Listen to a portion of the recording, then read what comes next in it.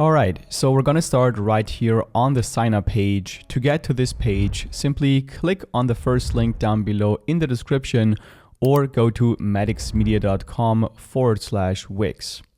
Once you're on this page, simply type in your email address and click on Start Now. Then choose a password and click on Sign Up. Now we're getting to the onboarding process. So here, let's say I'm building a website for myself, my business, or a friend, and click on Continue. And this takes us to this Wix AI chat interface, which should help Wix to personalize your website dashboard based on your needs.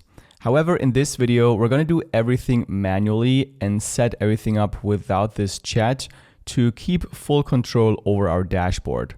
So let's click on Setup Without Chat. And here we want to tell Wix what kind of website we want to create. Now in this video, I'm going to create a restaurant website for an Italian restaurant. So I'm just going to type that in here. And as we can see, they even have this as a choice. So I'm going to click on Italian restaurant and then click on Continue. Here on the second step, we want to enter our brand or business name. And I've chosen a nice Italian name for this restaurant, which is Bella Cucina, which means beautiful kitchen in Italian. And then we also want to enter a description of what our business is about. So I've quickly written down something here with the help of ChatGPT. So once that's done, let's click on Continue. Next, we can choose different goals for our website.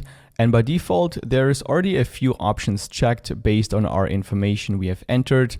So I do want to show the menu items on the website. So I'm going to leave this checked, but I do not need to take orders online. So I'm going to uncheck this option, but I do want to manage table reservations on the website. So I'm going to leave this checked.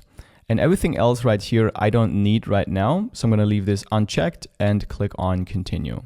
And here, the only thing I'm going to check is run your site on mobile because I also want the website to look good on mobile phones. Then let's click Finish.